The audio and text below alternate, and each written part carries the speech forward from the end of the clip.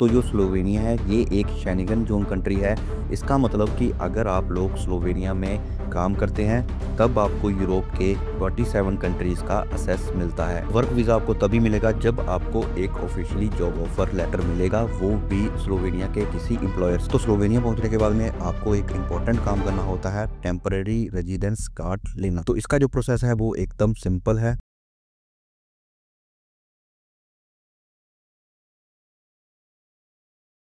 So hello friends, welcome back to the channel. My name is Shubham and you are watching real abroad talk. तो आज की इस video में हम लोग बात करने वाले हैं स्लोवेनिया के वर्क वीज़ा के ऊपर और रेजिडेंस कार्ड के ऊपर। तो इस वीडियो में हम लोग आपको देंगे स्लोवेनिया का एक छोटा सा इंट्रोडक्शन, स्लोवेनिया के वर्क वीज़ा के कुछ बेसिक चीज़ें आपको बताएंगे कि कौन कौन सी रिक्वायरमेंट्स रहने वाली हैं वर्क वीज़ा के लिए, और एप्लीकेशन प्रोसेस बताएंगे, वो भी स्टेप बाय स्टेप। तो चलिए शुरू करते हैं। तो आज की इस वीडियो में हम लोग बात करने वाले हैं एक छोटी लेकिन बहुत ही ब्यूटीफुल कंट्री के बारे में, जिसका नाम है स्लोवेनिया। ये जो कंट्री है ये अपने नेचुरल ब्यूटी, अपने माउंटेन्स और क्लीन एनवायरनमेंट के लिए बहुत ही फेमस है। तो जो स्लोवेनिया है ये एक शेंगन जोन कंट्री है।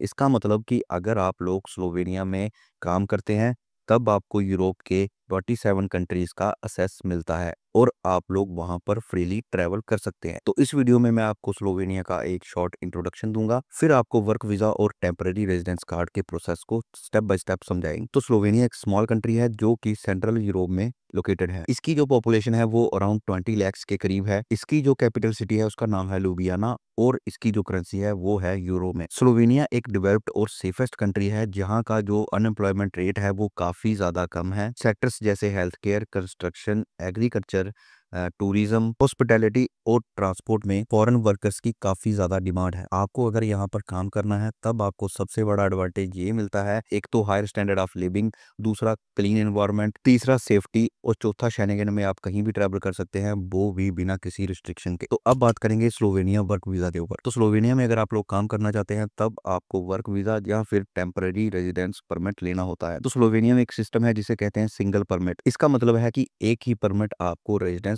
और वर्क राइट्स दोनों देता है। तो वर्क वीजा आपको तभी मिलेगा जब आपको एक ऑफिशियली जॉब ऑफर लेटर मिलेगा, वो भी स्लोवेनिया के किसी एम्प्लॉयर से। तो अब बात करते हैं रिक्वायरमेंट फॉर वर्क वीजा के ऊपर। स्लोवेनिया का वर्क वीजा लेने के लिए आपको कौन कौन से ऐसे डॉक्यूमेंट्स हैं जो आपको रेडी रखने पड़ते हैं। तो फर्स्ट जो डॉक्यूमेंट है वो है जॉब ऑफर कॉन्ट्रैक्ट।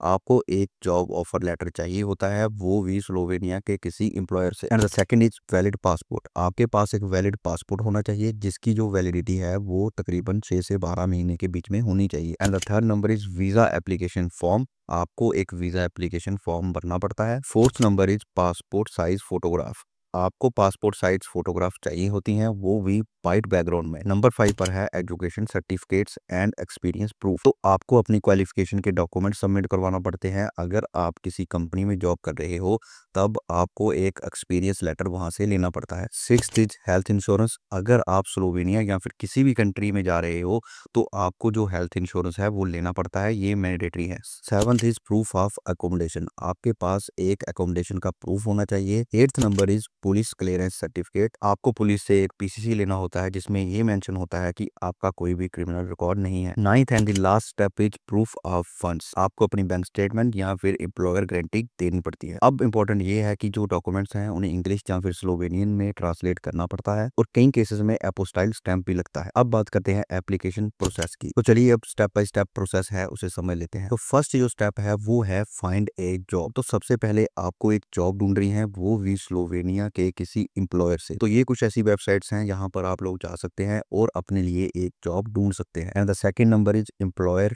रोल। जो आपका एम्प्लॉयर होगा उसे ये प्रूफ करना पड़ता है कि उसे अपनी नीड के अकॉर्डिंग वहां पर कोई भी एम्प्लॉय नहीं मिल रहा, एंड देन वो आपके लिए एम्प्लॉयमेंट सर्विस में जो एप्लीकेशन है उसे फिल कर सकता है। Number third is submit application. तो आपको अपने डॉक्यूमेंट्स स्लोवेनिया की एम्बेसी या फिर वीएफएस ग्लोबल सेंटर में जमा करवाने होते हैं। Step 4 is biometric and interview. तो एम्बेसी में आपका बायोमेट्रिक होगा, आपके फिंगरप्रिंट्स लिए जाएंगे, आपका फोटो सेशन होगा, इसके बाद में आपका एक छोटा सा इंटरव्यू भी हो सकता है। Step 5 is processing time. तो नॉर्मली जो स्लोवेनिया का वर्क वीजा का अप्रूवल है वो 60 to 90 डेज के अंदर अंदर आ जाता है, कई बार इससे थोड़ा सा ज़्यादा भी टाइम लग सकता है। Step 6 is visa stamping. तो अप्रूवल के बाद में आपको वीज़ा स्टैंप मिलेगा। इसके बाद में आप लोग स्लोवेनिया में ट्रैवल कर सकते हो और वहाँ पर जाकर आप लोग काम कर सकते हो। तो इसके बाद में आता है टेम्परेरी रेजिडेंस कार्ड प्रोसेस। तो स्लोवेनिया पहुंचने के बाद में आपको एक इंपॉर्टेंट काम करना होता है, टेम्परेरी रेजिडेंस कार्ड लेना। तो इसका जो प्रोसेस है वो एकदम सिंपल है। तो स्लोवेनिया पहुंचते ही आपको 8 दिन के अंदर अंदर वहाँ के लोकल पुलिस स्टेशन में अपना जो एड्रेस है वो रजिस्टर करवाना होता है और फिर आपको वहाँ पर एक रेजिडेंस परमिट कार्ड मिलेगा जो कि बेसिकली एक आईडी कार्ड के जैसा होता है। ये जो कार्ड है आपको स्लोवेनिया में ऑफिशियली रहने और काम करने की परमिशन देता है। नॉर्मली जो ये कार्ड होता है ये 1 साल के लिए वैलिड होता है, पर आप इसे रिन्यू करवा सकते हो जैसे जैसे आप लोग काम कर रहे हो। तो अब बात करते हैं फी एंड कॉस्ट की। तो स्लोवेनिया का ये जो वर्क वीजा है ये 77 यूरोस टू 120 यूरोस के बीच में होता है और टीआरसी के लिए भी लगभग 70 टू 100 यूरोस अलग से लगते हैं। अब इसमें इंश्योरेंस, ट्रांसलेशन और एजेंट्स के जो चार्जेस होते हैं वो अलग से होते हैं। तो दोस्तों ये था स्लोवेनिया के वर्क वीजा के लिए प्रोसेस। इसमें हमने आपको बताया कि आप कैसे टीआरसी के लिए भी अप्लाई कर सकते हैं। तो दोस्तों चीजें जितनी देखने में आसान लगती हैं उतनी होती नहीं है। तो अब कुछ ऐसी चीजें हैं जिनको याद रखना आपके लिए बहुत ही जरूरी है। तो कभी भी किसी फेक एजेंट के चक्करों में ना फंसे। अगर कोई एजेंट आपको कहता है कि हम आपको वीजा दिलवा सकते हैं,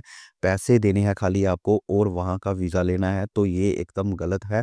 इतना आसान प्रोसेस नहीं होता, काफी लंबा प्रोसेस होता है। तो प्लीज ऐसे लोगों से थोड़ा सा सावधान रहें। जेन्युइन जॉब के लिए हमेशा जो ऑफिशियल पोर्टल है उनका यूज करें। जैसी की वेबसाइट्स मैंने आपको बताई हैं ये ऑफिशियल वेबसाइट्स हैं। इन वेबसाइट्स पर जाकर आप अपने लिए एक एम्प्लॉयर ढूंढ सकते हो। सब डॉक्यूमेंट्स जो हैं वो ट्रांसलेटेड और लीगलाइज्ड होने चाहिए। आपको मोस्टली जॉब्स हॉस्पिटैलिटी, कंस्ट्रक्शन और हेल्थ केयर में मिलती हैं। तो दोस्तों ये था एक कंप्लीट गाइड स्लोवेनिया के वर्क वीजा के लिए। इसमें हमने आपको स्लोवेनिया जो कंट्री है उसके बारे में एक छोटा सा इंट्रोडक्शन दिया। आपको हमने इस वीडियो में बताया कि स्लोवेनिया का जो वर्क प्रोसेस है वो कैसे स्टार्ट होता है। स्टेप बाय स्टेप आपको चीजें बताई। आपको ये भी बताया कि कैसे आप टीआरसी अप्लाई कर सकते हो। तो दोस्तों अगर आज का ये जो वीडियो है आपको पसंद आया हो तो प्लीज वीडियो को लाइक कीजिए, चैनल को सब्सक्राइब कीजिए और इस वीडियो को शेयर कीजिए उन लोगों के साथ जो लोग स्लोवेनिया या फिर किसी यूरोपियन कंट्री में जाने का सपना देख रहे हैं। तो आज की वीडियो में सिर्फ इतना ही। फिर मिलते हैं अगली किसी वीडियो में। तब तक के लिए गुड बाय एंड जय हिंद।